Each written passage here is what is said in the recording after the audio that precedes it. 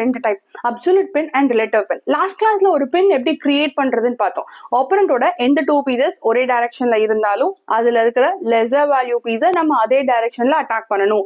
ஆப்பரண்டால ஃப்ரண்ட்ல இருக்கிற lesser value piece எடுக்க முடியாது, பின்னாடி இருக்க ஹையர் வேல்யூ பீஸ் போயிடும். ஸோ அப்போ அவங்க பின்னாடி இருக்கிற பீஸ் தான் மூவ் பண்ணுவாங்க, நம்ம ஃப்ரண்ட்ல இருக்க பீஸை கேப்சர் பண்ணிக்கலாம். ரைட்டா? இப்போ இந்த பின்னாடி இருக்கிற ஹையர் வேல்யூ பீஸ் கிங்கா இருந்துச்சுன்னா அது அப்சல்யூட் பின். கிங் தவிர வேற எந்த ஒரு பீஸா இருந்தாலும் ரிலேட்டிவ் பின். என்ன டிஃபரன்ஸ் அப்படின்னா, இப்ப பின்னாடி இருக்கிற பீஸ் கிங்கா இருக்கும் போது நம்மளால ஃப்ரண்ட்ல இருக்க பீஸ் எடுக்கவே முடியாது, இல்லீகல் மூவ் ஆயிடும்.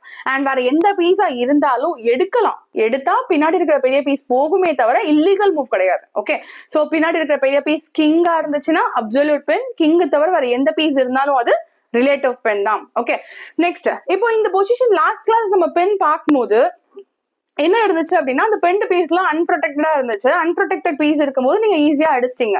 ஓகே, இப்போ இந்த பொசிஷன் பாருங்க, ஆப்போனண்டோட கிங் அண்ட் ரூக் ஒரே டயகனல்ல இருக்கு. அதே டயகனல்ல நான் பின் கிரியேட் பண்ணிட்டேன். ரைட்டா? குவீன் D4னு வச்சு பின் கிரியேட் பண்ணிட்டேன். இப்போ அந்த ஆப்போனண்ட் கிங் எடுத்து ரூக்கை சப்போர்ட் பண்ணிட்டாங்க. ஓகே, இப்போ உங்களால அந்த ரூக் அடிக்க முடியுமா?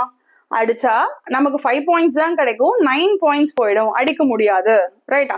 சேம் டைம் ஆப்பரண்டால அந்த ரூக்கை எடுக்க முடியாது, ரூக் அப்சல்யூட் பென். இப்போ நம்ம என்ன பண்ணலாம் அப்படின்னா, அந்த பெண்ட் பீஸ் மேல எக்ஸ்ட்ரா அட்டாக் போடலாம். உங்களுக்கு அந்த பெண்ட் பீஸ் ஃப்ரீயா வேணும், அந்த பெண்ட் பீஸ் மேல எக்ஸ்ட்ரா அட்டாக் என்ன பண்ணலாம்? Bishop G5 second attack. அவங்க எவ்வளவு டிஃபென்ஸ் வச்சிருக்காங்களோ அந்த டிஃபென்ஸை விட +1 அட்டாக் போட்டா அவங்களால அந்த பீஸை ஃப்ரீயா அடிக்க முடியும். ஏன்னா அவங்க கிங் ஒரு பீஸ் தான் அதை டிஃபெண்ட் பண்ணிட்டு இருக்க. இப்போ நம்ம 2 அட்டாக் கொடுத்துட்டு இருக்கோம், அவங்களால செகண்ட் டிஃபென்ஸ் கொடுக்க முடியாது. நெக்ஸ்ட் மூவ் நம்ம குவீன் கேப்சர்ஸ் ரூக் அடிச்சுக்கலாம். நெக்ஸ்ட் இப்போ இந்த ரெண்டு பொசிஷனுக்கும் எப்படி அப்சல்யூட் பின் இருக்கு, அந்த பெண்ட் பீஸ்க்கு ஆப்போனன்ட் என்ன சப்போர்ட் வச்சிருக்காங்க, எப்படி நம்ம செகண்ட் அட்டாக் கொடுத்து அந்த பெண்ட் பீஸை நம்ம ஃப்ரீயா அடிக்க முடியும், அதை இந்த ரெண்டு பொசிஷனுக்கும் நீங்க ஆன்சர் கண்டுபிடிச்சு சொல்லுங்க. ஓகே, நெக்ஸ்ட் பின்ல வேற என்ன பண்ணலாம் அப்படின்னா, pinned piece is not a good defender. ஒரு பெண்ட் பீஸ் எதையுமே ப்ராப்பரா டிஃபெண்ட் பண்ணாது. ஏன்னா அப்சல்யூட் பின்ல இருக்கிற பீஸை நம்மளால எடுக்க முடியாது. கரெக்டா? இப்போ இந்த பொசிஷன் எக்ஸாம்பிளுக்கு எடுத்தீங்க அப்படின்னா, B7 பான் பின்ல இருக்கு.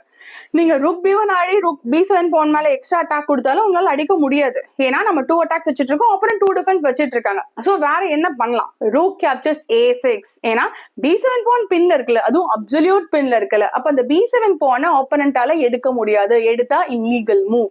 சோ ஆப்போனண்டால B7 பான் எடுக்க முடியாது, ரூக் இன்டு A6 டைரக்டாவே செக்மேட் தான்.